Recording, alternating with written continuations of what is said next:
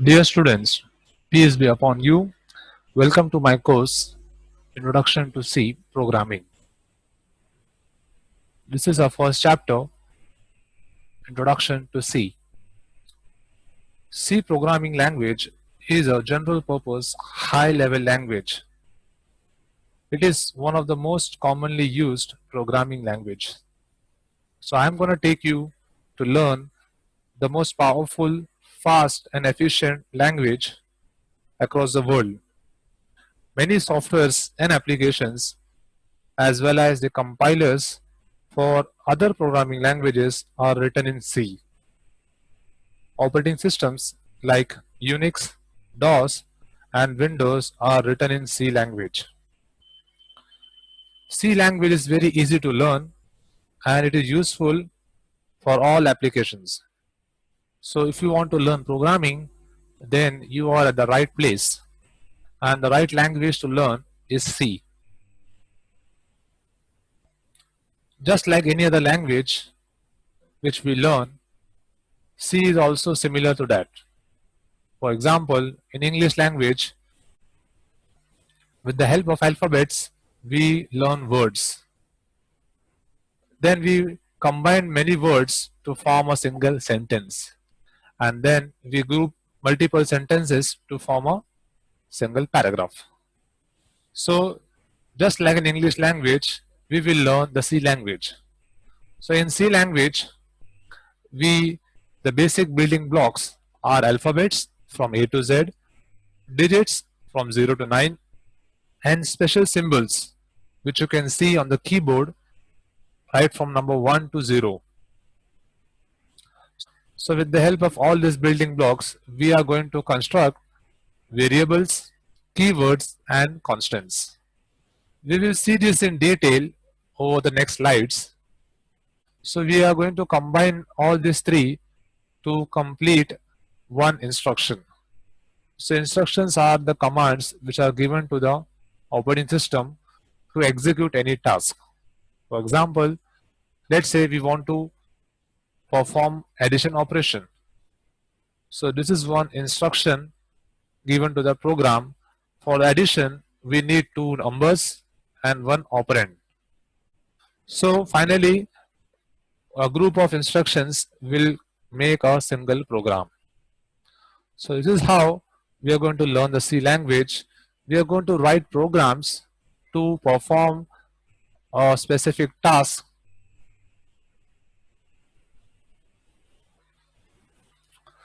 Now let us see what are high level and low level languages. For example, if you want to talk to a computer, we cannot use our own languages.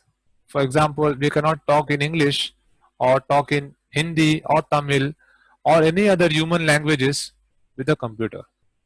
The computer only understands one single language, that is binary language, which are nothing but zeros and ones.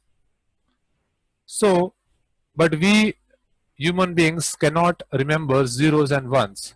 So we give the instructions or we write the programs in high level languages which are human understandable, such as C, Java, C++, Python, etc. So when you as a programmer write programs in high level languages, it is converted into low level languages with the help of a compiler. Now what is a compiler? A compiler is a special program which is going to convert the high level language into low level language. Now let us see the structure of a program. The very first line is called as comments. Comment starts with slash star and ends with star slash. So in the comment section you can write name of the program, the author of the program, and the date created. So it becomes helpful when someone else reads your program. The next line is hash include stdio.h. So here we have a preprocessor called as hash include, which is going to include some files before the main program starts. So we have a header file here, stdio.h, which is a collection of ready-made functions, or you can say ready-made programs, which we are going to reduce our work later on. So when we say hash include stdio.h, it is to inform the compiler to include the stdio.h header file to the program before executing it. So as we saw, this header file std.ioh is a collection of built-in functions which we can directly use in our program. Now next is the main function. Every program has one and only main function. So we here will call it as void main.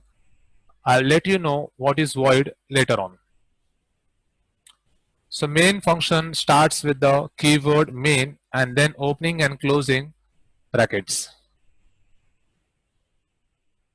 Now the main function, the body of the main function starts with the open curly brackets, and then we have an instruction to print welcome to C. So to print this message, we are using a function printf,